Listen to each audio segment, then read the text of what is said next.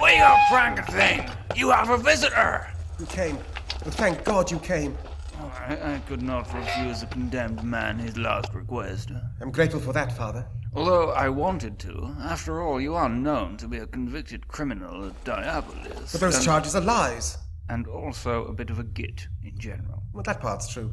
Now, give me my things or I'll strangle you. Why? Leave him alone! Oh, I thought you'd left us alone so I could safely threaten the priest. You're still here. I am whenever I have a line. Then keep quiet. Give me what I asked for, priest. This sack of belongings was so large that there was no space left on my little donkey for me. All the way up the mountain he was practically crushed by the load while I had to walk beside him. Me walk! In that case, though the journey may have been damaging for your donkey, I dare say it was beneficial for your calves. Now give me the set. What are these sinister items? Your backward mind would not recognize them. They are DVDs. DVDs? Yes, and the odd VHS. They represent the entire catalogue of films starring both Peter Cushing and Christopher Lee. I intend to watch them all, one by one. That is why you made this last request. And then I intend to record discussions about each film, which I will make available via the internet to the people of this accursed society. But that's more than 20 films. You're being guillotined tomorrow. Then I shall begin immediately. Pass me the Curse of Frankenstein. I shall watch it and then record the discussion on a podcast which will open the eyes of the people to a work of forgotten and transcendental genius. You are as insane as they have said you are. No, priest. I am a visionary. I shall create a discourse that will change the world. And who will create this discourse with you? What? Who are you going to be talking to in these recordings? No one. It's just me. It's going to be a pretty dull conversation then, isn't it? Anyway, I must be off. Good luck tomorrow. No, wait. Wait and watch the film with me. You'll enjoy it. Then afterwards we can both talk about it. Well, my donkey will be wanting to get home and... He'll be fine. The jailer's looking after him. No, I'm not! I told you to keep quiet. Please, Father, it's my absolutely final request. Stay with me until they take me to the guillotine, and I promise you absolutely I won't do an unlikely switch at the last minute so you'll get executed instead. Oh, very well. Which one did you say we'd watch first? The Curse of Frankenstein from 1957. Oh, good. It's been ages since I've seen that one. It will be good for us to watch the film together at this point. Then we won't have to worry about spoiling any elements of the plot in our following discussion. Oh, yes, I'm sure we'll spoil the heck out of it. Here we go. Settle back and enjoy. Frankenstein? Yes, priest. What are you in jail for, anyway? Scene setting.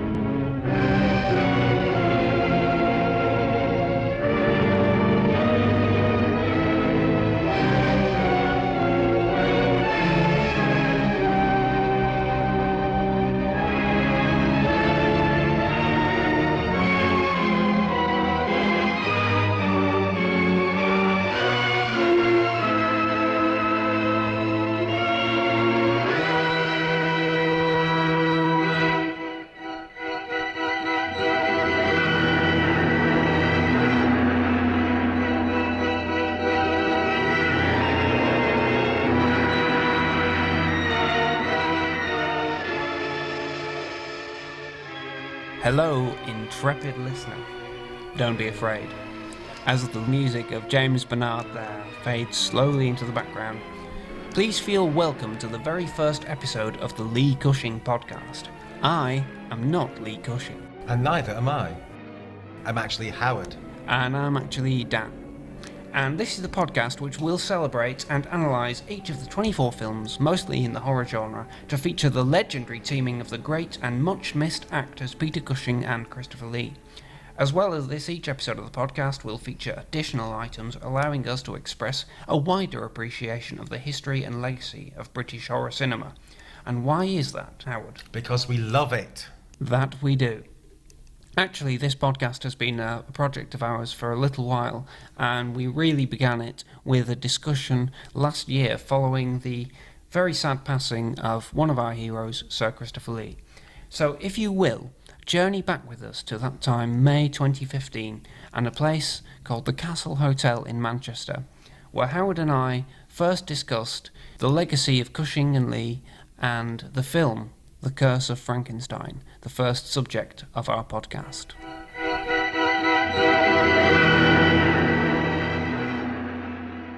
Yes, indeed, it's a little bit poignant today because sadly Christopher Lee died last week at the age of 93, which isn't bad, you know, but the last great horror star in a way.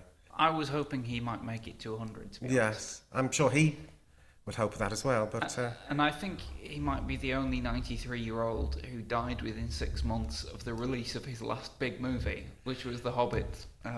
Yes, I don't know whether this is true or not. I've heard it said that he appeared in more films than any other British actor. So, and I can believe that because... He has more than 250 credits, doesn't he? That's quite a lot. Wow, yes. We should say that there are 24 films in existence which feature both Peter Cushing and Christopher Lee, and the aim of this podcast will be to discuss one of those films per episode. Yes. So why are those 24 films of interest to us, Howard? Well, I suppose it's because I just love these films. I grew up watching these films, you see, and anything that you love from your childhood, you love the rest of your life. When I was growing up in the late 70s and 80s, these films, not just Peter Cushing, Christopher Lee, but all those great classic British horror films made by Hammer, made by Amicus and other studios as well, they were on every week, you know, every Friday and Saturday night, and I would watch these films, and they'd just be so exciting and so exotic and so fantastical and so dramatic, and you just, you know, if you had a penchant for that sort of thing as a child, then they were just wonderful, and I've watched them ever since. I don't think they're very well-made films, particularly the Hammer ones are very well-made films, I think. I've been watching them again recently, especially the early ones. No, they're brilliant, I love and hopefully we will communicate some of this passion and some of this enthusiasm to you, dear listener out there, who perhaps hasn't seen some of these films, and hopefully you will see them when we talk about them. Absolutely. I hope that this podcast might be part of convincing people to try out some films which maybe they hadn't, or the ones that they'd missed if they're already fans of these kind of movies. And I'm pretty sure that anyone who has some kind of interest in cinema or horror cannot be less than passingly familiar with the work of Lee and Cushing. It's very influential, the Hammer films. A lot of directors now, Peter Jackson and Tim Burton, were all kind of influenced by Hammer films. They watch those films and love them just as we do. Absolutely. We're here recording in the marvellously named Castle Hotel, which seems somehow appropriate, on Oldham Street in Manchester. And some of the marvellous atmospheric noises you might hear during the discussion are part of the delivery process going on downstairs. And we welcome this. It adds a bit of audio production value to our podcast. It's verisimilitude. Absolutely. That's a great word. The people at the castle have been very kind to give us use of their upstairs room for an afternoon. Yes. And we've set up our equipment in here, kindly donated by Rick O'Neill of the Noisy Bark website. There's a very impressive mirror in this room, by the way, that looks like something from a Hammer film. You can't see it, obviously, but I'm facing it, and it's very gothic. There is a gothic ambience to the whole thing, really. It's probably not for nothing that it's called the Castle Hotel. Yeah. So, to give a little bit of context to the film we're about to discuss, Peter Cushing and Christopher Lee are both actors who, were they alive, would be well into their 90s now. Cushing might even Cushing would be 102. 102. Is that so? Extraordinary. So, their careers as actors began long ago, in the 40s, really. Yeah, well, Peter Cushing, I've been reading a biography, a very excellent biography of Peter Cushing, written by a man called David Miller. And Peter Cushing, yes, started in rep in the 1930s. He went to Hollywood. Peter Cushing, and I think this is interesting, is the only actor to work with both Laurel and Hardy and Morecambe and Wise. And I think that's quite an achievement, as well as all his incredible horror films. His contribution to comedy is also, I think, particularly significant. Yeah, he went to Hollywood, worked with Carole Lombard, people like that. Then came back, a very patriotic man. He came back for the war, got in with Laurence Olivier and Vivien Leigh, that company that travelled around Australia and all around the world. And then he got a job with the BBC, and he worked with the BBC fairly consistently for about 8-9 years, appearing in everything, doing a play a week. And then in 1957, Hammer Films was looking for a leading man for The Curse of Frankenstein, which they were going to do. And they incredibly cleverly and brilliantly, for us all, they cast Peter Cushing. Christopher Lee had been a member of the Rank Charm School. Oh, yeah. But he didn't get much work because he said he was too tall. He was taller than all the leading men. and they didn't like having somebody taller. So he sort of ended up playing very small parts and things. He's in a film called Police Dog, which I've never seen, but I want to. He gets the best title ever. He plays a policeman who's scared by a dog. Which, curiously, wasn't mentioned in any of the obituaries last week. Well, yeah, indeed. One would hope. They tended to dwell on, the Wicker Man and the man with the golden gun and stuff. And Possibly the estate of Christopher Lee would issue some kind of litigation if anybody mentioned Police Dog in the. I'm sure it's a very fine film. I don't know whether it's available on DVD. Do you know that Christopher Lee only got part of the creature because Bernard Bresslaw was too expensive? I didn't know that. Yes, they needed somebody tall. Bernard Bresslaw 6'7". So he's even taller than Christopher Lee, but he wasn't, or his agent said, no, he's not doing that. So Christopher Lee, and again, brilliantly got the part, and two great horror careers commenced at the same time in the same film. Although we should say that Cushing and Lee already knew each other, and in fact, they certainly worked together. A number of films. Yes, they were both in Olivier's Hamlet, film of Hamlet. I don't know whether in the same scene. 1948. And they're both in John Huston's version of Moulin Rouge with José Ferrer. But I don't think they're in any of the scenes. They don't meet in that either. But I think they certainly knew each other. And one of the things which endeared them to me as a younger person, because like you, I got into these films very young, and the fact that they had this kind of linked career meant that once you found a film of theirs that you liked, you could very easily seek out other films that were likely to have quite a similar quality to them because they had the same actors. And in a lot of cases, not just those two actors, lots of other technical people and creative people recur across the kind of British horror films of the 1950s to the 1970s. So it's very easy to kind of follow up anything you discover with a similar movie. And it was told to me many years ago that Cushing and Lee were great friends. Certainly they became greater friends as time went on because they worked together so often over so many years. Apparently they would phone each other up in the morning just to say good morning. Apparently there was an interview with Peter Cushing I saw quite a few years ago, and he said he was in a film, is it called Captain Clegg or Fury at Smuggler's Bay, or one of the ones where he's playing a villainous pirate or something. And he died. Christopher Lee phoned him up and said, "You were very good, and you rode the horse very well, and the expression on your face when you died was the same when they told you what your fee for the film was going to be." So that was the kind of, they would ring each other up and make each other laugh and do impressions and stuff. So they were very, very good friends. And you can tell that from, although quite often they were sort of like antagonists. Cushing would be Van Helsing and Christopher Lee would be Dracula or whatever. But they were very, very close. Unlike Boris Karloff and Bela Lugosi, the other great horror film pairing. The limey cocksucker! Well, it was a bit of a one-sided feud because Bela Lugosi didn't like Boris Karloff, but Boris Karloff had nothing against Bela Lugosi. It's just that one was more successful than the other.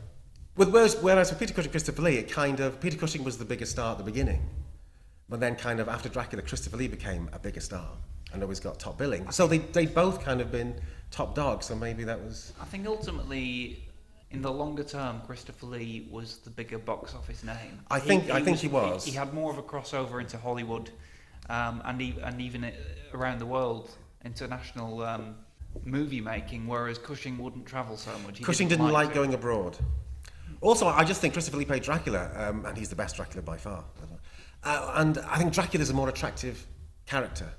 He's a more attractive kind of leading man, sort of. And so he was able to play those sort of parts, I think. I'm not sure I agree on that level, on the Dracula level, but certainly Cushing had greater form as both a romantic lead to an extent, because he'd done things like being in the BBC playing Darcy in Pride and Prejudice, and also he'd shown great flair as a kind of conflicted protagonist with Winston Smith in the BBC's production of 1984, which went out in 1954, which was a live production but still exists, and is absolutely stunning viewing, and only 3 years before The Curse of Frankenstein.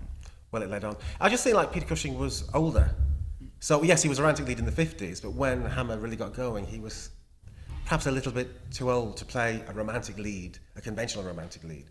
So he usually plays academics or professors or somebody's father or grandfather or something. But there is always a great energy about him. He's brilliant. He's so dynamic and so physical. To give the listeners a little bit of context about us here, I think we should probably admit, guiltily and shiftily, that we're both actors to some extent, and therefore I think we probably appreciate things like the fact that because Cushing and Lee were great mates and had great respect for each other, there is a real sense that when they're on the screen together, anything can happen. You know, they trust each other, and therefore, because when they're playing antagonists, it's electrifying. Yes. And you get a really strong confrontation, which you don't when it's necessarily when it's either of them with a lesser actor in other films. I imagine that there isn't such an energy between Christopher Lee and Chuck Norris, for instance. Or between Peter Cushing and Stuart Whitman in Shatter. Shatter, which is one of my favourite films. Yes. Titles. Yeah. But it doesn't quite have the same vibe, does it, as Cushing and Lee together? Even Cushing couldn't ignite Stuart Whitman, alas. Yes. Okay, so I think we filled in the backgrounds of their careers. Just a little bit more about Christopher Lee here. I think we should just talk about him just a little more, considering that it is just a week or so since his passing. I should say that a seminal tome in my development as a film fan was a book that my sister bought for me when I was 14, I think, which was The Virgin Guide to the Movies, edited by Derek Winnert in about 1995. And it had profiles in it of the most significant films of the century to that point, and also supposedly the most significant stars. And although none of the films they were in featured in any of the list of significant films, Cushing and Lee were both included in the list of notable stars, and the summation of Christopher Lee described him as an intelligent actor of subtlety and depth, which I think is an entirely true appraisal.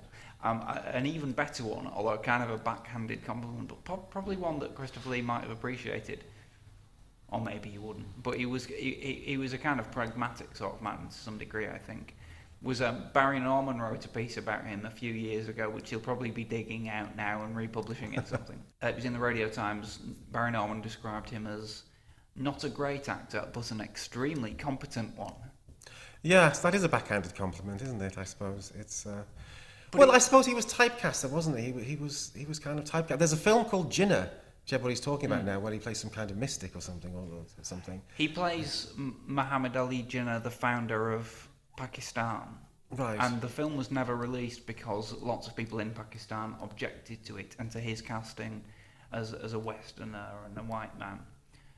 But it is, by those who have seen it, it's regarded as one of his greatest performances. Well, I think he thought it was his greatest. Yes, that's why I mentioned it, because a film he was particularly proud of, and it was a film in which he cried, in which he showed emotions that he hadn't shown in other films, which the part he was playing didn't allow him to show. What I love about Christopher Lee and Peter Cushing is they play it straight. Yes. In these films, they do not ham it up. They're not winking at the camera or anything like that. They play it absolutely straight, which is what you have to do in horror films. In all the best horror films, people are just taking it seriously, and that's what you have to do. It's insulting to the audience if you don't, kind of thing. Nowadays, horror films, they don't have those kind of stars anymore, who bring gravity to it and authority to it, the way Christopher Lee did. And I think it's, in a way, he was lucky because he lived long enough for all those old Hammer films and Amicus films to be reassessed and to become sort of classics and to benefit from people like Peter Jackson and Tim Burton. The people who watch those films are now making films, directing films, producing films, and they're using him. They used him because of his association. Peter Cushing and Vincent Price and Donald Pleasence and the other great horror stars didn't live long enough, really, to benefit from that. They all died in the early to mid-90s. They died in the 90s. They'll be very old if they're alive now. But I can certainly see Peter Cushing and Vincent Price doing Lord of the Rings or Harry Potter, those sort of things now, because the people that make those films would be so influenced by... Well, I mean, a few years ago, Christopher Lee was cast as the amazingly imaginatively named Count Dooku in Star Wars Episode 2 and 3, and George Lucas had apparently originally offered the role of Grand Moff Tarkin in the first Star Wars film, the 1977 one, to Christopher Lee, who turned it down, and it ended up going to Peter Cushing, which was kind of appropriate. I kind of liked the irony, I suppose, of the fact that because Peter Cushing was in the first Star Wars trilogy, Christopher Lee was then in the second. And even in the third film, because it's set before the 1977 film in which Cushing starred, they wanted an appearance by the young version of Grand Moff Tarkin, the Yes. character that Cushing played. And George Lucas, being the inveterate digital tinkerer that he is, apparently did put some time and research into working out if they could grab some footage of Cushing from an earlier film and somehow manipulate it to make him look young and like Tarkin. That would have been, in 2005, the last Peter Cushing and Christopher Lee film, if they had managed to do that. Unfortunately, they couldn't get it to work. So instead they got an extra who looked vaguely like Cushing from the back to stand next to Darth Vader at one point and do a very good Cushing-like walk. It made me smile anyway. No, I keep going back to Dracula because I just think Christopher Lee is the definitive Dracula. I love his performance as Dracula. I think the first horror film I ever saw was Dracula Prince of Darkness, and that kind of just started this love affair, this fascination with horror films. And he doesn't speak in that film, but he doesn't need to. He has such authority, and Dracula's. I mean, there's one scene where he grabs a sword off Francis Matthews and breaks it, and I thought, my God, he's so strong, he's so powerful. How can you stop somebody like that? And when you're 8-9 years old, it's. So yeah, for me, he's by far the best Dracula. I don't think anybody else comes even close. And the thing about what you said about the fact that he plays it straight means that when he does appear in comedies or kind of spoof horror things, he still plays it straight. He plays it just the same, and it's incredibly funny. He's so funny as Dr. Catheter in Gremlins 2, the new batch, for instance. And he just does it in exactly the same manner. And in a way, this is probably why he would get kind of the backhanded compliments like the extremely competent actor, because he didn't need to, or he wasn't asked to modify his persona much, or do different accents, or be chameleonic. He could do those things. It seems that things like Jinnah demonstrate that he could do those things if he had needed to. But instead, he just did the Christopher Lee thing most of the time, and it's incredibly good. And It's incredibly good, but he is typecast. Yes. And, it wasn't given the same opportunities that, say, Peter Cushing or Vincent Price were to play more rounded characters, more sympathetic characters a lot of the time. He is sort of usually either playing the villain or playing rather pompous people or rather supercilious people. Even when he's the hero, he's sort of very serious and very sort of... He's very straight, isn't he? Yes. But that's what he's asked to be, so... Yeah, absolutely. But I do think that because he worked for so long, there is a great deal of range. And even within like the horror genre, because he had this background in horror, he later got to do things like, on the BBC, read M.R. James stories, which was interesting both because of the genre and because he actually knew James. And therefore he plays this kind of creepy, avuncular figure, storyteller, really well, and tells an entire story in this kind of college setting, and it's beautifully done. And he had lots of things like that, and lots of books that he read, audio books and documentaries he narrated. He does have that amazing voice, but I just think he's one of the most... I don't know whether he studied mime or not, but he's an incredibly physical actor. For instance, sort of like in The Curse of Frankenstein, which we're going to talk about, he plays the monster, and he said he was going to play it as a brain-damaged child. And he does look like somebody who doesn't know how to walk and doesn't know how to hold himself. And his body language is so kind of like, like that. And then when he's Dracula, it's so animalistic and so ferocious. And he hisses and snarls. And again, when he claws his hands and everything. And then he plays the mummy, which is like this robotic figure who just smashes down doors. And they're three very different performances. Three physical performances. He doesn't speak as the Frankenstein creature, doesn't speak as the mummy. He speaks as when he's the Egyptian before he becomes the mummy. And he doesn't have very much dialogue as Dracula. It's all in the physicality, I think. It's all just the way he uses his body. And it's incredible. And most British actors can't do that. Most British actors they use the voice. It comes from the voice, rather than, having to use their body. And Christopher Lee really, sort of, as Dracula, he's just terrifying because he's the way he snarls and the way he sort of jumps over tables and things. It's really very powerful stuff when you watch the first Dracula film. He also has a great contrasting ability to be incredibly still. The critic Leonard Woolf, who wrote, I think, the annotated Dracula, described him as possessing a quality of dangerous stillness, which I just think is wonderful. He's like a spooky spectre, really. He's just kind of standing there. There's a great scene in Dracula Has Risen from the Grave where he's just standing in a crypt. Nothing happens in the scene except he turns his head from one side to the other and there's some dripping on the soundtrack, and that's it. But it's such a powerful and evocative, somber moment of this lonely, because I think he's just stuck in the crypt because it's during the day, he can't go out, and there's something really powerful about it. Well, even in Dracula AD 1972, which we all love, of course. Absolutely. Of course we all love that film. In fact, there's a Facebook page saying, we love Dracula 1972, which everybody should like. Right. He's in the crypt and he just kind of points. And the way he just points is so, the way he just holds, I don't know, it's hard to describe it, but it just looks unusual. It looks sinister. The way he points at people, I'll watch it again. Watch Dracula 1972. Well, we'll come to that.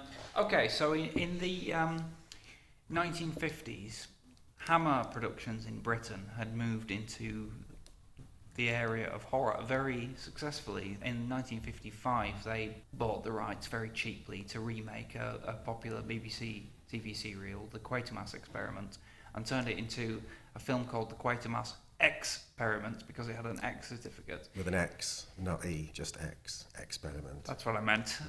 Thank you for explaining. Oh. And that was a huge success. And they followed it up in various ways with other black and white, moody, sort of sci-fi horror movies. But a producer had approached them with the idea of doing a remake of Frankenstein, a new version of Frankenstein. In fact, it would be the first colour version of Frankenstein. It wasn't quite the first colour horror film, because there have been things like Vincent Price's version of House of Wax in '53 and things like that. But it would be the first colour Frankenstein. And this is, a decade or so after Universal had finished their cycle of Frankenstein movies, which had gone on since 1931. 1931, so Dracula. So cinema audiences were very, very used to seeing Frankenstein on the screen, but they'd never seen him in colour. And the producer Milton Subotsky liked the idea of doing a colour Frankenstein. He approached Hammer with it, and then Hammer kind of wandered off and said, well, that was a good idea, let's do it. And they didn't credit Subotsky in any way, creating a kind of resentment which led to him probably creating a rival film production company in the 60s, which we'll discuss in the later episode. Yes. Well, I'm very glad he did that, though. We are, yes. Absolutely. So Hammer assembled its team, and the director Terence Fisher, who had just done some melodramas, I think, at the time. Yes, some second features. Those films that were made in Britain in the early 50s that used Hollywood stars, it was slightly going downhill a little bit, sort of like Paulette Goddard and sort of Robert Preston and people like that, sort of thrillers and not films that are particularly remembered these days. That's an important thing to note as well, the fact that Hammer's early successful films had been headlined by faded American stars like Brian Donlevy and Dean Jagger and people like that. And Frankenstein was the first film where they felt confident to cast someone British, essentially. Yes. And Cushing obviously had a certain amount of stature because of his TV work and things, but he wasn't a star yet. I did read somewhere, this may or may not be true, but I did read it, that Basil Rathbone was considered, I don't know whether he was offered it, but he was considered for the part of Baron Frankenstein. Again, sort of like a Hollywood star, but he was British, so at least about a British accent.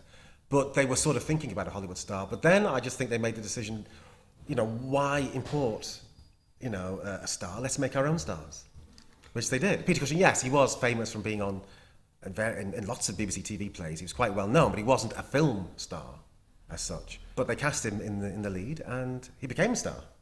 And that's very clever. They made their own stars. That's one of the many things I admire about Hammer is they, so we're not going to pay for a Hollywood star. It wouldn't be right anyway to get an American to be in this film. Let's use somebody we can afford and who can play the part well. And what they did was, I don't know if they intended this at this stage, but they certainly developed this style as they went on with other films, was they created a very English kind of horror milieu, even though it's supposedly set. Switzerland, I think it says in the opening. I think there's a sort of some, at the beginning of the film it says, in Switzerland, a baron, or whatever. I can't remember now what it says, but it mentions Switzerland. It says about 100 years ago, doesn't it? So it's set in the 1850s, which is 50 years or so more recently than the Shelley novel was written and is set, I think. Having settled on Frankenstein as the subject of their new movie, Hammer were in a slightly strange situation, which was that the book, the Mary Shelley novel Frankenstein, is public domain, but quite a lot of the trappings of Frankenstein cinematically were owned by Universal from their cycle of movies in the 30s and 40s. This prevented the creature from looking anything like the one that Boris Karloff played, for instance. And it also prevented Hammer from being able to call it Frankenstein. The film Frankenstein, they had to call it something else. I remember reading when I was about 12, I found a magazine about horror in my school library, which had a rundown of all the Hammer Frankenstein films and why they were made the way they were. And I remember reading it, being fascinated, and also feeling like I was just far too frightened to ever watch these films. They seemed so vividly gruesome. The magazine reproduced lurid photographs on every page of the most gruesome parts of the films, and then kind of took you into the plot. And I just found the idea so chilling, and particularly they highlighted the fact that in order to make it clear that Hammer were not in any way basing their film on the Universal films, the scriptwriter Jimmy Sangster created a framing device, which is this character, Baron Frankenstein, is in a prison and awaiting execution, and hoping to secure some kind of help or clemency, he tells the story of what's brought him there to a priest. And then you get the actual story that everybody knows, the Frankenstein story of a man who creates a creature in flashback. And I just remember finding that kind of so inspiring that they kind of, in modern terms, you'd say they were thinking outside the box, really. Certainly, I think messing around with filmic structure, narrative structure, is something that everybody does now, and it's one of those techniques which is just used. But at the time, I think it's probably a lot less common. And certainly the idea of going back to a known story and a known text and inventing a new structure for it was very bold, and kind of characterises the approach to the whole movie and of Sangster's approach to the kind of material that he adapted for Hammer. It's The Curse of Frankenstein, the film, is like the punchiest version of the Frankenstein story you could want, really. It's such a bold film, and it's such a kind of brash, kind of in-your-face film. It's got the courage. I mean, that's why I think Curse of Frankenstein was so successful. I think mainly because it was in colour. I think it was probably the first British colour horror film. Because, I mean, nearly all horror films made before Curse of Frankenstein were made in black and white. Black and white seems ideally suited to horror films. It's atmospheric, it's eerie, it's moody, you know. You think of sort of like Cat People or Dead of Night or all those classic horror films which use black and white photography to create sort of like kind of really eerie, haunting atmosphere, and it works well. And also a lot of horror films had low budgets, so they were black and white. And Hammer made this very bold decision to make this film because Quatermass Experiment and Quatermass 2 and the other were made in black and white. And they were kind of understated, low-key films. So, you know, they could have kept going along that route and making more films like that. But when we do Frankenstein, we're going to make it in colour. We're going to make it shocking. It's going to be bold and big and brash and sort of lurid and vivid and shocking. And it was shocking. I mean, even now when you watch it, you can sort of understand the impact it must have made back then, how shocking it must have been. Because I was looking at what other films were made in 1957, and it's all like light comedies with like John Gregson or Peter Sellers and Terry Thomas, all those sort of films. And suddenly this film comes out of nowhere in colour with severed eyeballs and brains in jars and, you know, dead bodies hanging from gibbets, with that wonderful word Peter Cushing says, gibbet. So, and surgery and all this sort of thing. And you think, Mike, this is... And, you know, some critics really hated this film because it was just ahead of its time. It was just so new and so different and so kind of bold and so unapologetically sort of vivid. And it must have made a tremendous impact at the time. And it was very successful. It made an absolute fortune. I think they knew that they were doing something that had not been done before in shooting this material in colour. And they really maximised the impact of that in the way it was photographed by Jack Asher. In Eastman colour, God bless. You know, doing things like painting the grass to make it greener. Yeah, that's what I mean. It is just so bold and it's a brave decision to make a film like that in colour at that time. You know, in the genteel 50s. Absolutely, because any notion of blood just attracts the senses, doesn't it? And there's loads of it in the Curse. There is loads of it. There's a scene where Christopher Lee is shot in the eye, and blood pours out. Red blood pours out. I mean, in a black and white film, blood doesn't look like blood. It's just grey. But in this film, there's blood, and there's a lot of blood, and there's a lot of severed limbs, and it's sort of, and it is a very grim film. It's quite an unrelenting film. There's not much light relief in it, which Hammer later used. They had comedy gravediggers and comedy policemen and stuff. But in this film, there's not a lot of humour. There's not a lot of light relief. It is quite... The humour, such as it is kind of black humour, dark humour. There is it's dark there. humour. I think that there's a certain gentility, though, to the way it starts. You've got the opening scene, which is the Cushing Frankenstein in the jail, and he begins to tell his story, but then you flash back to his youth, where he's played by an extraordinary Melvin Hayes. Yes. If you can imagine Melvin Hayes as a young Peter Cushing, then that's... And he's an incredibly supercilious brat, sort of 12-year-old aristocrat. But Melvin Hayes plays it really well. Yes, he does. I think automatically, at the start of the film, it starts with his mother's funeral, I think. And the first thing he does is assure the sort of Dowager Aunt's character that her allowance will be continued on the first day of every month. And she goes, "Oh, thank you very much." He then just dismisses her. He's incredibly businesslike and clips, and it's a great kind of funny introduction to the character. And there are moments of comedy like that. There's a lot of character comedy in the film. Like later on, when there's a dinner party going on, there's a character who doesn't do anything else in the film, who just stands at the side when no one's looking, just drinking punch. Oh yeah, yes. He sort of adheres to the bride and.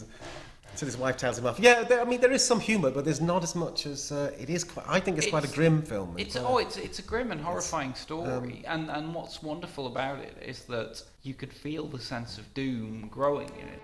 It took us years of unrelenting work to discover what we were seeking. And then, one night, out of sight and sound of the rest of the house, our efforts were rewarded. Once we've got to the point in the story where Frankenstein is a grown man and played by Cushing, and he's been educated since he was a young man by the character called Paul Kremper, played by Robert Urquhart. Yeah, he annoys me, Paul Kremper, but we'll come to that later on. Well, we have the scenes of their early experiments together, and Frankenstein, as we all know, as we're all familiar with the story, it's probably the most famous story of all time, is a man who becomes obsessed with the idea of reanimating dead flesh. And we have an early scene where he and Kremper revive a dog, a rather cute and clearly not dead dog, that's lying in a puddle of water in their lab. And there is a kind of, there's a relatively light sense to it, even though we were in the era, the kind of atomic paranoia era, where you had colour B movies coming out of the USA, like The Fly and things, which were all about experiments going wrong. There's still quite a sense of hope and warmth, I think, in those early scenes in The Curse of Frankenstein, possibly in great part due to the kind of nice jaunty music that James Bernard composes in the background of all these scenes. And it only gradually turns sinister. Yes. We can't continue with this experiment, not here anyway. What are you talking about? Elizabeth, she might find out. What if she does? Where's the harm? She is young, Victor. Her mind would be incapable of receiving such a shock. All right. You can't see the horror of what you're doing. At first, I was blind to it. And now? When you were away, I decided I could not continue with this experiment. I hope I can convince you I'm right. Change your mind, too. You'll never do that, Paul. In 6 months' time, you'll rejoice in the fact that you helped me present this achievement to the world. You'll be as famous as I will. No, Victor, infamous. I will not help you, not anymore. And I beseech you, give this thing up, if not for your own sake, for the sake of the girl. You're wasting your time, Paul. Howard, you said earlier that Paul Kremper annoyed you. Paul Kremper annoys me simply because every 5 minutes in this film he says, "We have to stop this experiment, Victor. It's evil. It'll only lead to disaster and whatever." And it's just, I don't know, I just find him a little bit sort of pompous. He's a naff and one-note character. He's a very one-note character. And Robert Urquhart is a little bit... Because Cushing there, in that clip, he's beautifully spoken. His diction is impeccable, but at the same time the performance is naturalistic. It sounds real. Whereas Robert Urquhart's performance just sounds a little bit more, slightly more melodramatic. It's giving it a bit of theatre, isn't Yes. it? But I do quite enjoy his performance. The kind of overbearing nature of it possibly makes Cushing look better. Yeah, I know why he's that. I know what his purpose in the film is supposed to be, but... And it allows your sympathies to side with Frankenstein, despite the fact that he's doing horrible things, and he's a terrible person. I think increasingly so in this version. I think that, in Shelley's original, he's an idealist and a driven man, but essentially good. In this version, they just pile on the things about him that are awful. Like he's having an affair with the servant girl. Yes. Certainly in what they later made several sequels to this movie, you quite quickly lose track of why he's doing it. He just seems to need to do this kind of thing, and because of Cushing's performance, he's magnetic in doing that, and you want to watch it. But it's like, what does he really hope to achieve? Yes. In the first film, it's clear that he wants to create kind of the perfect being, the most intelligent, the most physically perfect creature he can, and in a way elevate mankind by doing so.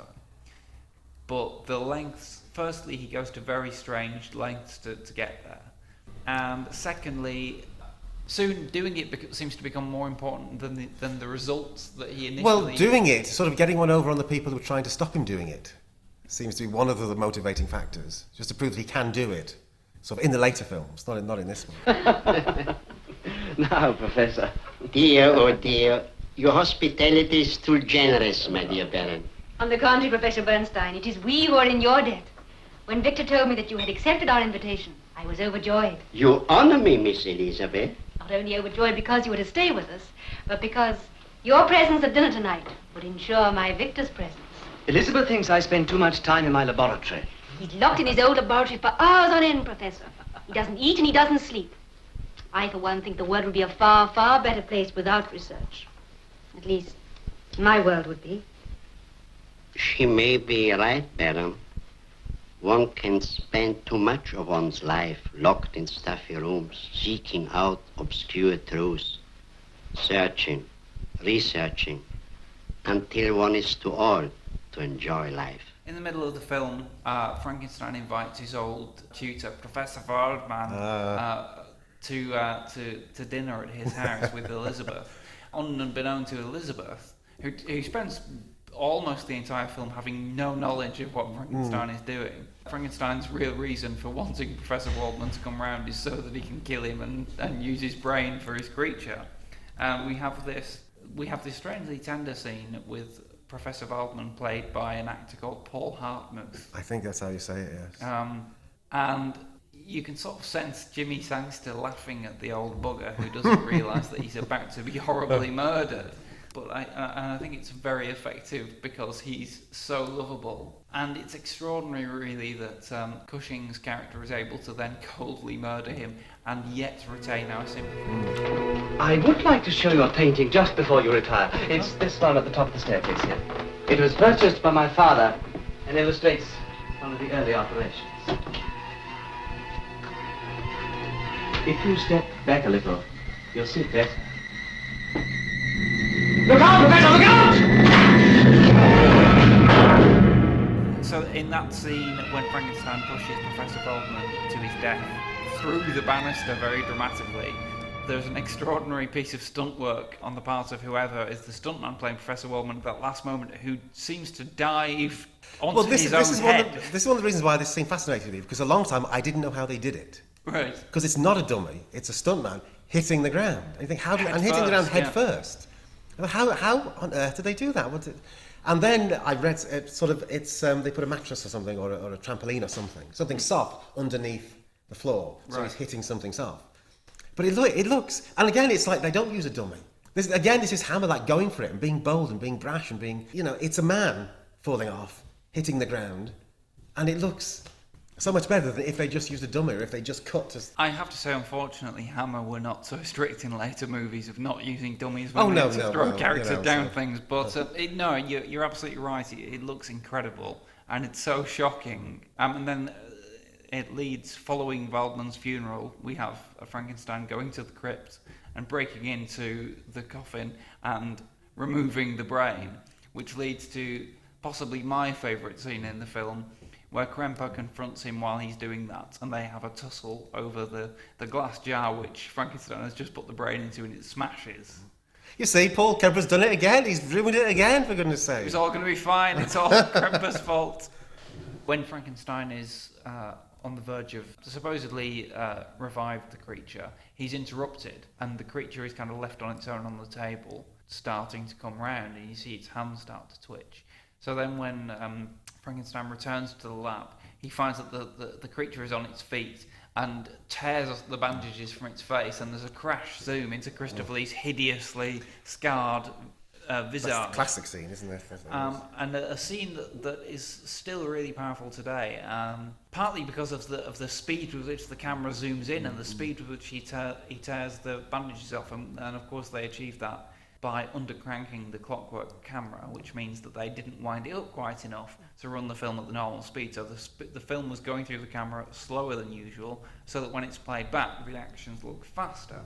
And that's incredibly effective. Basically, the creature tears its bandages off, sees Frankenstein, and immediately tries to throttle him to death.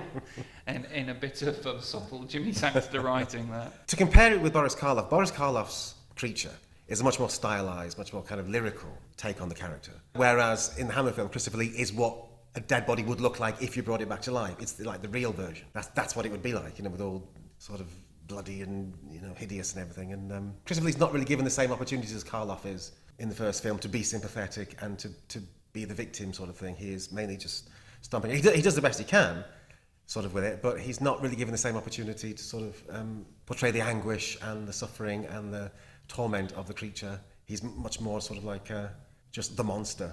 And Karloff, had 2 films to play the creature in, and certainly in The Bride of Frankenstein, he has a lot of dialogue. He has these poetic scenes where he talks to the blind man, and they share a pipe of something sweet. There's comedy in there, and there's romance. Oh yeah, it's a different kind of. It's a different take on the characters. It's a different kind of film. That different kind of films. James Whale's idiosyncratic, whimsical sense of humour makes those films. But I do think that Lee brings a lot of variation to this very simple role, and there is pathos. There isn't really comedy, but certainly I think he creates a creature which is frightening in its actions and in its appearance. When he escapes from the lab, he goes wandering in the countryside. There's an implication that he kills a child and the child's father, but you don't see that. No. And you don't know exactly what happened. And certainly when Frankenstein finds him and Krampus shoots him, he's just kind of wandering, looking very desolate. And when he gets shot through the eye, somehow not dying straight away, he just kind of goes, "Oh!" and puts his hand over his face. I think you really feel sorry for him. Oh yeah, no, but what sympathy the character has, Christopher Lee brings to it himself. Yeah. It's not really there in the script. He brings that. And it's there in, as you say, in the physicality. Yeah, the way he moves and just holds his hands and everything, and the way he stumbles along. It's from him. It comes from Christopher Lee rather than anything. The script doesn't give him the opportunity to sort of be sympathetic in the way Boris Karloff was. He does that himself. He has to do that himself. Is this your creature of superior intellect? Your perfect physical being, this animal? Ask it a question of advanced physics. It's got a brain with a lifetime of knowledge behind it. It should find it simple. Shall I tell you something, Paul? There you see the result of your handiwork as much as mine. Oh, yes. I gave him life. I put a brain in his head. But I chose a good brain, a brilliant one. It was you who damaged it. You who put a bullet in the wretched thing. This is your fault, Paul. Do you understand that? Your fault. Yes, I understand. But you won't win, Paul. And shall I tell you why you won't win? Because I shall carry on. If I can't cure it by brain surgery, then I'll get another brain. And another. And another. No, Victor. No, you will not. Paul! Paul, what are you going to do? Just the visual in that scene is Frankenstein trying to demonstrate that the creature has intelligence, so he tells it to sit down. And Christopher Lee does this amazing sort of tumbling to the floor motion where he just basically squats while standing up and ends up on his bottom. Yeah. But again, that's something he would... I don't know whether Terence Fisher told him to do that, but again, that's his physicality bringing that sort of like... Absolutely. That's a really effective scene, but it's sort of like... There's a lot of scenes where the creature is semi-incapacitated and Lee kind of lolls his head around and really does create that physicality that you talked about of like a brain-damaged child. It's like somebody who's unfamiliar with his own body. That's just what it looks like, somebody who... And he is. He's somebody sort of like... He is a child. He's just been born. He's just been created. I mean, I think Karloff's performance is brilliant. We all know Boris Karloff is brilliant as Frankenstein's creature. But Christopher Lee is equally brilliant, playing a very different kind of creature. They're both great performances. And Christopher Lee's got less to work with. Yes, and in a way, The Curse of Frankenstein, as I say, is the stripped-down version of Frankenstein. It doesn't have the philosophical complexity of Wales film, or the series of films. And it doesn't have the strange interweaving of black humour that those films have. Sometimes not so black humour. But it does have a pacey and kind of pungent collection of all the essential elements. And the fact that the creature is frightening and violent goes into the script. The fact that it's lonely and afraid and confused doesn't go into the script, but Lee puts it in there, just as the fact that Frankenstein is driven and ingenious and callous goes into the script. But the fact that he's also charismatic and fascinating is Cushing's contribution. Even though Lee has no lines of dialogue in this film, and Cushing has vastly more screen time, it's an incredible debut of a double act of horror. It is. I think it's their first horror film together. And from this film, they became icons of horror. And I've read that Christopher Lee is only on screen in that film for about 10 minutes altogether. And yet the monster is so familiar, and it seems so prevalent. It seems longer than that, but it is only 10 minutes. I think we ought to also mention the lovely Hazel Court, who plays the female lead. And plays Elizabeth, yeah. Also had a bit of a horror film career after this. She wasn't she in The Man Who Could Cheat Death or something like that? And with Anton Diffring? Yes. I've never seen that. And went to American work with Roger Corman in The Mask of the Red Death, particularly, which is a classic, and she's excellent. And also, one of the great things about Hammer, one of their great strengths, is they amassed this incredible group of technicians and sort of people like Bernard Robinson, who did all those wonderful sets, and Phil Leakey, who did the makeup, and James Bernard, who did the music. They had all these. It wasn't just the stars of this film that made this film great. It was all the people behind the scenes. James Needs, their main editor, who was editor or supervising editor of basically every film they ever made, I think. Busy bloke. Absolutely. It does incredible work with staccato, thrilling action moments that punctuate the film. All of their early strong, like Dracula and The Mummy, they all have incredibly great explosions of physicality, which is really supported by both James Bernard's amazing ratcheting up of orchestral pizzazz and James Needs just cutting and cutting. And the fact that a great deal of the film is kind of sedately paced, and you have these beguiling but lengthy dialogue scenes, just Cushing and Urquhart talking to each other. Suddenly you have this exploding into action. And you have really powerful non-verbal scenes like the moment, which we keep referencing, where the creature is shot in the head. Not just the bit where it's actually shot, but the whole thing where it emerges from the foliage and they're kind of watching it, and you can see Frankenstein trying to work out if he can connect with it. And Urquhart just goes, I'm going to shoot it. Yeah. Well, that's an iconic scene simply because it just, again, in 1957, that must have been so shocking to see somebody being shot in the head. You didn't get that in any films. In American films or British films or westerns or anything, you didn't see that as gruesome as that, as sort of full on as that. And that's kind of like sort of Hammer setting out its mission statement, saying, yeah, this film is gory because it's a gory story. There is going to be blood. There's going to be, violence. It's one of the most intensely carnal stories ever written, isn't it? Yeah. It's about the flesh. And as a result, I mean, for me, this film is the ultimate cinematic, possibly it's the ultimate adaptation in any medium to me of the Frankenstein story. I think there's a great many interesting ones out there, but this just, there's a purity, or maybe that's not quite the right word, there's a primal quality to this movie, which I think just sums up the original story. Well, no, there is a purity. You take the essence of the story, of a man, of an obsessive scientist, wanting to revivify a dead body, wanting to create life, people trying to stop him, and he does it. I mean, he actually does it. I mean, Paul Kremper there, irritating, saying, well, ask it a question about science or whatever. He's brought a dead body back to life, Paul. Isn't that enough? Does he have to go on University Challenge as well? I don't think there's any doubt whose side you're on. I don't like Paul Kremper. I don't like him. I don't think Hazel Court's character likes him either, particularly. She keeps telling him to go. So. Just to finish off discussing The Curse of Frankenstein then, I'd like to touch on the fact that you mentioned earlier that it was pretty much reviled by critics at the time. There's a great book, Halliwell's Film Guide, which was published throughout the 20th century. Leslie Halliwell, who wrote it, updated it every year until his death in 1988, and since then been updated by other people. But obviously all the films pre-1988 bear his original reviews, and they're marvellously pithy, and I do really enjoy them because he basically hates everything. You get the sense that if he says anything even vaguely positive, it does at least really mean something, because he's a miserable guy.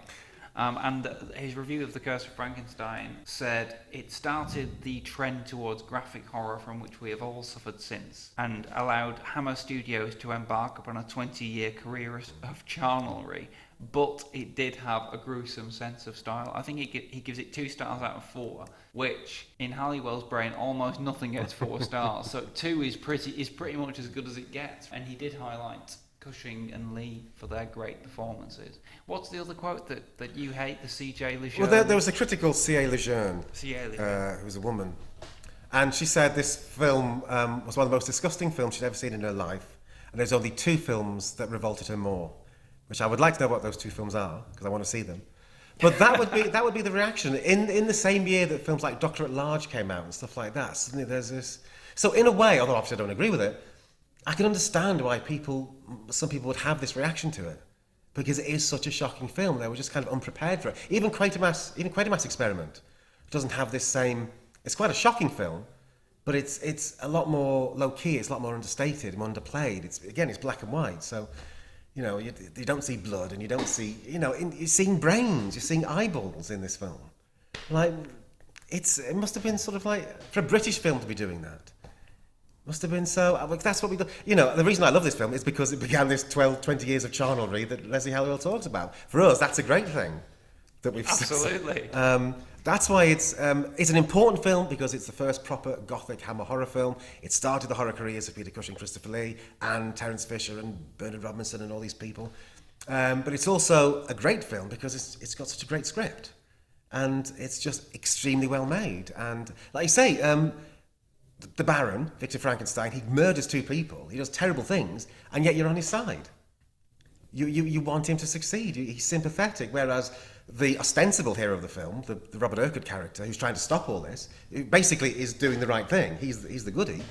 It just becomes a slightly irritating, self-righteous...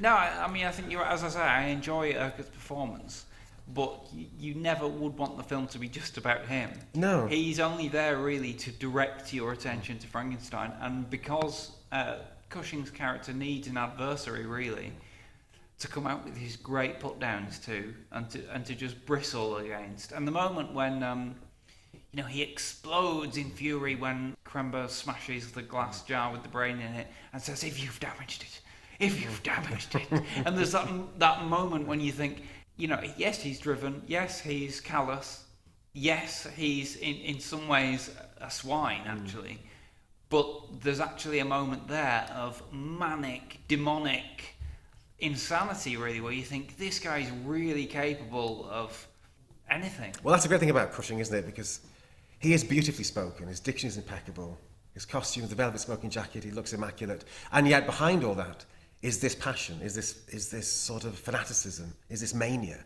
and it's there, behind that English reserve.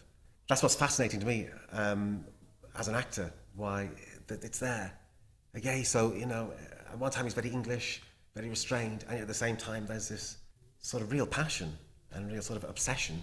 Again, as Van Helsing, and again as the other characters, there's this determination to sort of like do whatever he's trying to do in the film, but there's this real sort of urgency and dynamism. And I think that the producers obviously picked up on the qualities of Cushing's Frankenstein character, because the film was a huge success, as you just suggested, and very quickly they produced follow-up movies in terms of more films in the same style, usually with Cushing and Lee, like Dracula was the next one and The Mummy.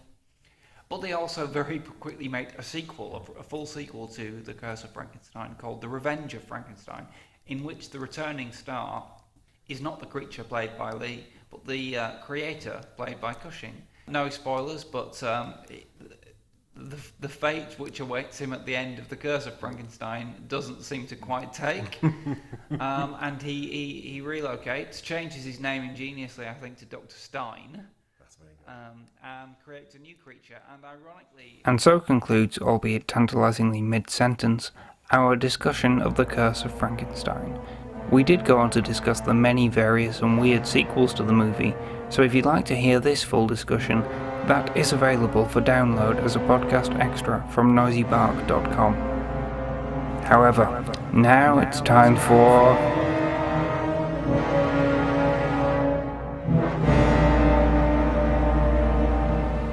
James Bernard Jukebox! So, now we come to the part of the podcast called James Bernard's Jukebox. Now, James Bernard's music is something which you will have heard earlier in the podcast. He was probably the number one composer for Hammer Film Productions. He composed many of their films, including some of the ones which are enduring classics. And of course, The Curse of Frankenstein, Dracula, The Hound of the Baskervilles. We love his music, and we particularly admire his method of composing a melody for a film, which I think is not unique to him, but which is often commented upon. And what was his method, Howard? Well, he would write music to the title of the film, the number of syllables. He changed the syllables of the title into notes. So, Howard, give me a random James Bernard film title. Oh, Taste of Blood of Dracula. So, the tune goes... Do do do do do do do do do do. Taste the blood of Dracula, blood of Dracula. Taste the blood of Dracula, blood of Dracula's blood. Dracula. Beautiful. So that's the theory. But it's a great music. It's a great film. They're all coming out of the church, you see, when that music is being played, aren't they? It's a gentle kind of warm theme to introduce all the characters, and it has an undercurrent of sinister tension to it. I think the thing that I'd like to mention about James Bernard as well, I mean, the reason we have this feature, James Bernard's Jukebox, is to showcase the music itself, and we'll play some more of his music in a moment, because I think that actually, although we won't limit ourselves to just music by James Bernard, because there's been a lot of great and unfairly overlooked music composed for British horror films in general. Indeed, yes. I do think that James Bernard's stuff is wonderful, and there's much more to it than just the method, the syllabic method of composing that we've just talked about. And you can tell in The Curse of Frankenstein there's such a percussive violence to the music, and there's a brooding drama to it that was quite new. Well, it's very doom-laden music, sort of like. It's very sort of. It sets up the mood straight away, and very unusual for that time. I would have thought that sort of music at that time. Yeah, and it kind of prefigures some of Bernard Herrmann's stuff for some of the darker, later Hitchcock movies, like Psycho, I'm thinking in particular. I mean, Psycho is famous for being a score which only used strings. That was the kind of the way that Herrmann chose to bring out the tension of the story and the madness inherent in the story. And that actually is very James Bernard kind of sound. Before The Curse of Frankenstein, Bernard had scored, arguably Hammer's breakthrough movie, which was the Quatermass Experiment. And that score is savage and dark, there's no lightness in it. And then Quatermass 2, which is almost entirely shrieking strings. Yes. And there's a real power to it. He was a very much admired man. He was a writer as well. He co-wrote an Oscar-winning film with Paul Dane, the film critic and writer, who was also his partner. 7 Days to Noon. Yes, that's the one. With Andre Morel. Oh, was it indeed? Yes, Andre Morel's in that film. Nice link. Maybe mentioned on these podcasts. Professor Quatermass himself. Yeah, yes. I think Andre Morel will come up. And in fact, Andre Morel is the star of the movie whose music we're going to showcase now. Because what a wonderful segue that was. I didn't think about that, but that's, yeah. Well, there we are. That was a wonderful segue until you ruined it by highlighting that it was a wonderful segue, Howard. That was fantastic. I was taken aback by how good it was. No. Oh, dear. Anyway, the reason I chose The Plague of the Zombies is because it's one of the most... You can still hear the title of the film in it, The Plague of the Zombies, but it's a really exciting, ferocious piece of music, and the whole score is really good. And The Plague of Zombies, as directed by John Gilling and starring Andre Morell and John Carson and Diane Clare, is one of the better Yes. later Hammer I mean, films. it's an absolute classic Hammer film from that. They had a bit of a sort of like a renaissance in the mid-60s. Hammer, The Plague of the Zombies and the Reptile and Dracula Prince It of was Darkness. 66, wasn't it? Yes. Yeah. There's some really, really good stuff then. And Plague of the Zombies is certainly... Yeah, it's a classic. With a charmingly elderly hero, Yeah, but yes. to quote Leslie Halliwell. Yeah. And an excellent villain in John Carson as well. And what does John Carson sound like? John Carson sounds a little bit like James Mason. Yes, and it's always a good talent to wheel out. So without further ado, here is James Bernard pounding opening theme from The Plague of the Zombies.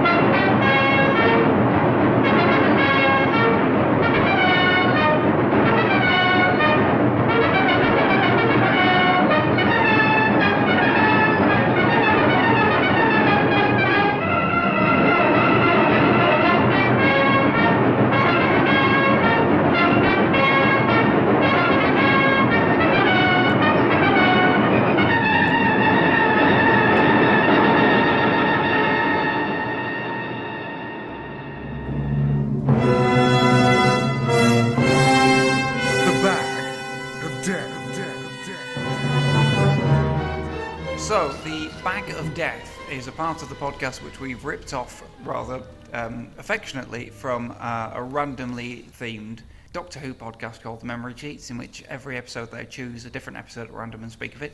The Bag of Death is filled with the titles of horror films. We will plunge a hand into it, and we do not know what will emerge. So, Howard, please produce this. What have we got? This is genuinely exciting. I don't know what's going to be.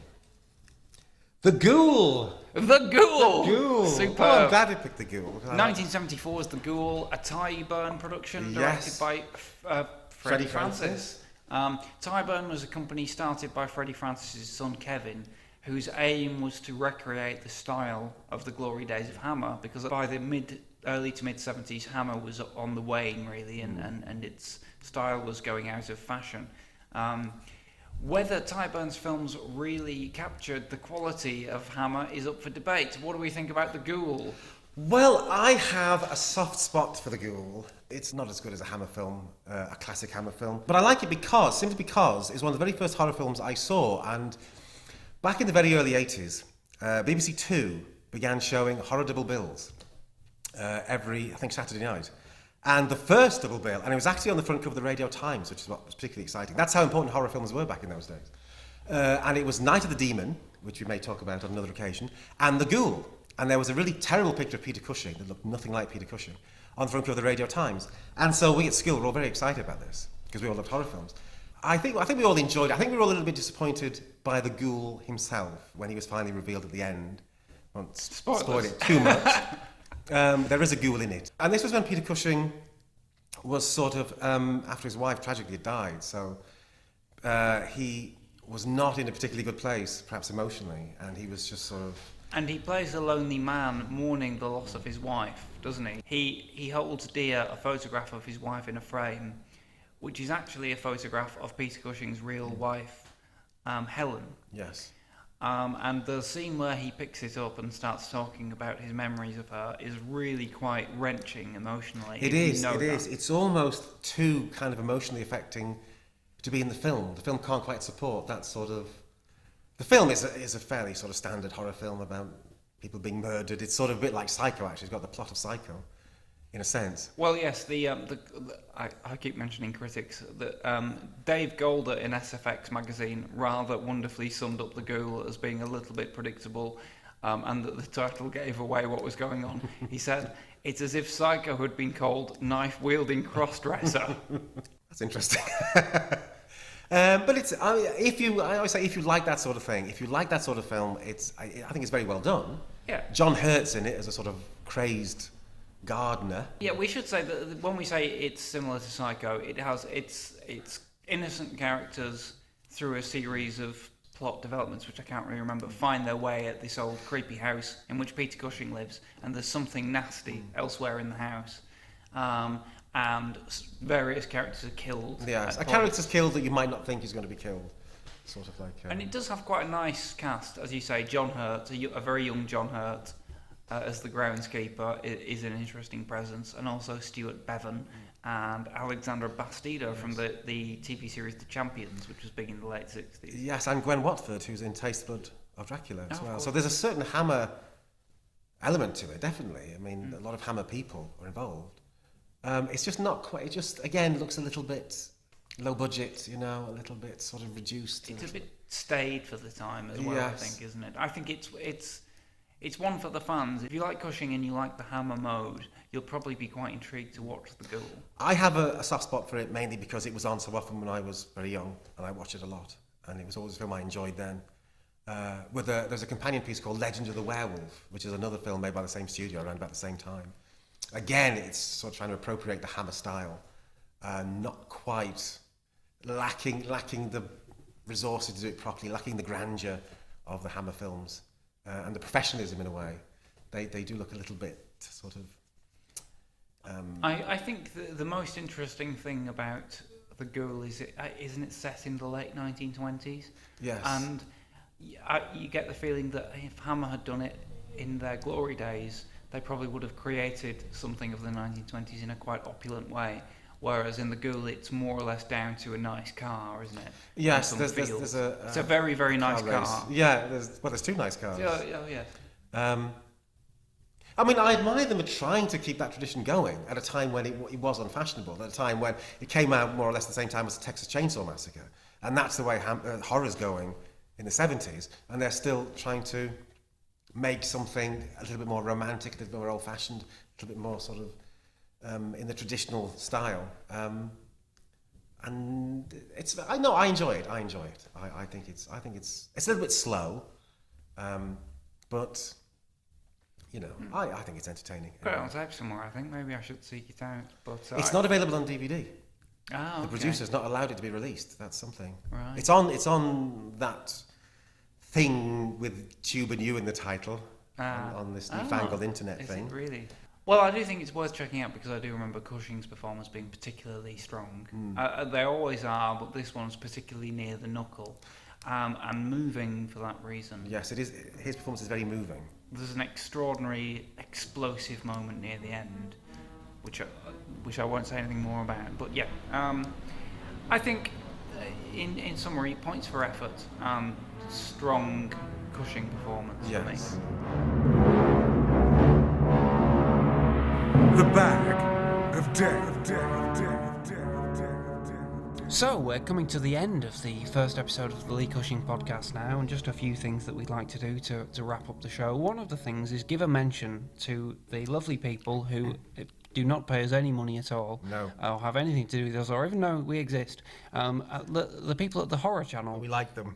Yes, the Horror Channel is on Freeview 70, so basically if you've got a TV, you've got no excuse not to watch it. And they show loads of horror films and other kind of culty items. So their pre-Watershed stuff is more kind of sci-fi cult stuff, and then horror after the Watershed.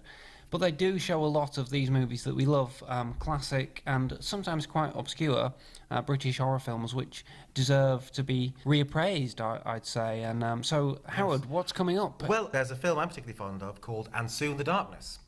And one of the reasons that I like this film particularly is that I saw a screening of it at the Corner House about 10, 12 years ago. And the director of the film, Robert Fust, was actually there having a Q&A. And he also directed The Abominable Dr. Fives, which is one of my all-time favourites. So it was great to see him, and he sort of talked about it. He looked like Ken Russell. He was quite plump and had a lot of white hair and ruddy face. But he was brilliant. He was really soft-spoken and a very, very nice man. And it's a fascinating film because it's all set in about 2 miles of road in rural France. And there's this sort of like homicidal maniac on the loose.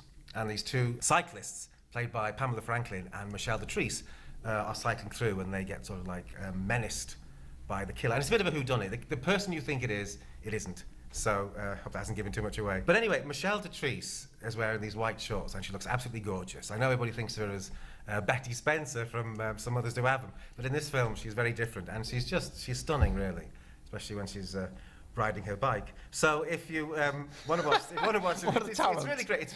It's brilliantly done because it's got such a kind of it's so minimalist. It's just sort of like set on this road, but it's amazing. It's a brilliant film, underrated film. Fuste's a great director as well. I hope we'll be talking more about him. Well, I hope, yes. The Abominable Dr. Phibes is just a classic, and he also did a very interesting sci-fi film called The Final Problem, a very interesting horror movie called The Devil's Rain. The Devil's Rain is weird.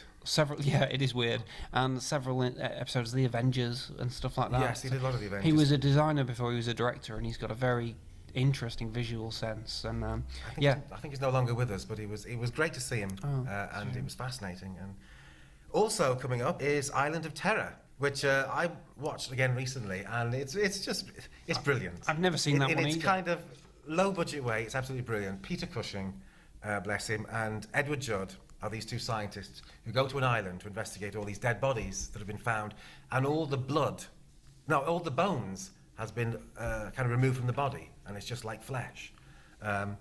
And some scientists have, well, I won't spoil it. But anyway, it's a just absolutely marvellous sort of like film of its kind, sort of like a mid-60s science fiction horror film. It's directed by Terence Fisher. It is directed by Terence Fisher, so it's a good film. It's actually quite graphic for the time. Can't say too much about it, can I? I don't want to give any spoilers or anything, but there's some. And the monsters are great, and it's just really kind of like just a well-made. If you like that sort of thing, which I do, you will like that film. And it's just worth keeping an eye on the Horror Channel for what's coming up. There's loads of stuff coming up. They tend to show a lot of the Hammer Frankenstein films quite a lot, although probably not. I've not noticed the 2 best ones, The Curse of Frankenstein and Frankenstein Must Be Destroyed, tend not to be on, but all the rest are.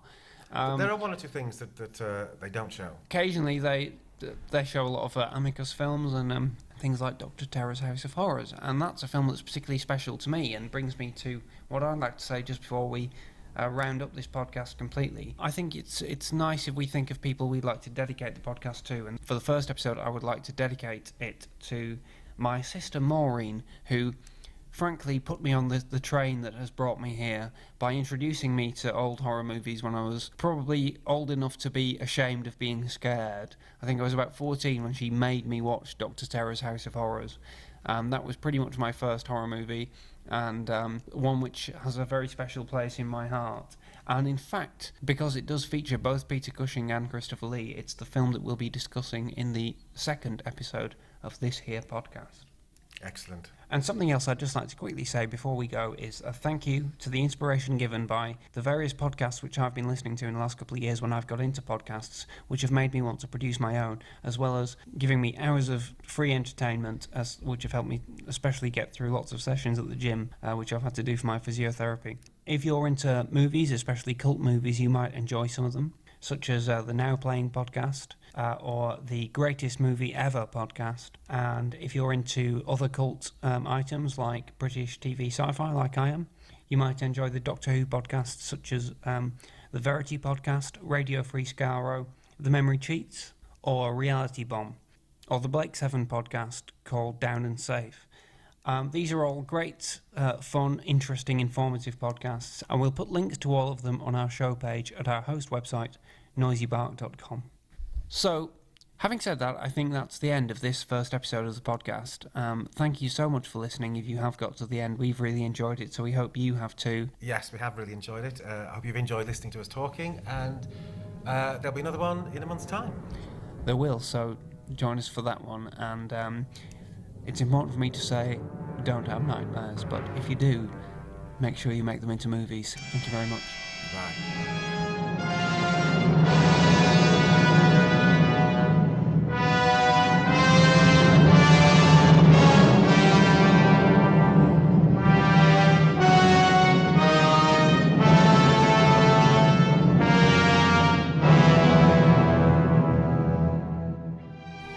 have been listening to the Lee Cushing Podcast, written and presented by Daniel Thackeray and myself, Howard Whittam. Other episodes can be found at noisybark.com or on iTunes. If you enjoyed the episode, please leave us a review. It was produced and edited by Daniel Thackeray for Ambidextrous Solutions Limited. A special thanks to Richard O'Neill of noisybark.com. Ambidextrous Solutions Limited is not affiliated with Hammer, Exclusive, Amicus, Tygon British, Tyburn, the UK Horror Channel, or any other copyright holders of the films excerpted or discussed in this podcast, which is produced for entertainment, criticism and education in the spirit of fair dealing as defined in British law and fair use as defined in US law, and no copyright infringement is intended. The Lee Cushing Podcast is copyright 2016, and no part of it may be reproduced without written permission from Ambidextrous Solutions Limited.